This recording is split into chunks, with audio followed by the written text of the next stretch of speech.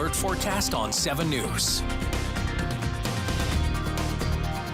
Well, welcome back, Texoma. We have Alex here to talk about last night and those storms. It was a little bit quieter than I expected, actually. Like, we had a little bit of rain pattering down for a short while, and I couldn't hear myself, which was really annoying. But, you know, it was quieter than I expected. Yeah, so we didn't get nearly as much as what we were expecting in terms of the severe side of things, but we did pick up some rain last night, and you can see we're even still picking up some rain in kind of those far southeastern counties of Texoma this morning with a little bit of rain. Now moving more towards the central portions of both Oklahoma and Texas as well. But there was a few stray lightning strikes here and there. But yeah, the severe weather side of things yesterday didn't really pan out a ton. We had a couple storms that had a little bit of interest there for a minute, but most of it stayed relatively behaved. Now we do have another shot for severe weather though later on today, so we're going to once again be on the lookout for more severe storm chances. And here's actually a look at that forecast this morning. It's about a 10% chance for a stray shower or two this morning. Most locations are going to stay pretty dry during the daytime hours, just cloudy skies. Temperatures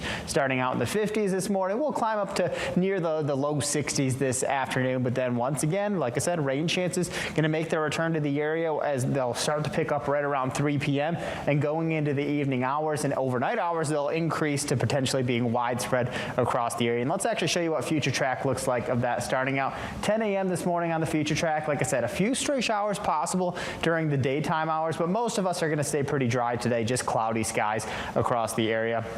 And this cold front is something that we're going to be paying very close attention to once storms start to develop here in kind of the mid-afternoon hours. We're at 1 p.m. and we're going to jump ahead a couple hours here, and storms start to develop right along this cold front. And as storms develop along this cold front, this is going to be kind of the big thing we're watching out for. If you are south and east of that cold front and kind of that warm sector, all severe hazards will be possible once again today. A low tornado risk with large hail and damaging winds. And north of the cold front, the environment's not going to be as favorable, so it'll mainly just be a hail and wind threat. And you can see these storms are going to kind of just straddle right along that line. So depending on what side of that line you are on, that'll depend on decide what hazards you could see with these storms. But regardless of what you see in terms of what side you're on, everyone for the most part should see some rainfall once again this evening, and maybe even a little bit more than what we saw last night, as we're going to pick up some heavy rain all the way until about 7 a.m. tomorrow morning. Now, in terms of the severe weather side of things, it should wrap up well before Sunday morning. I'm actually expecting the severe weather risk from about 3 p.m. until midnight for these severe weather hazards, low tornado risk, some large hail, some 70-mile-per-hour winds possible, and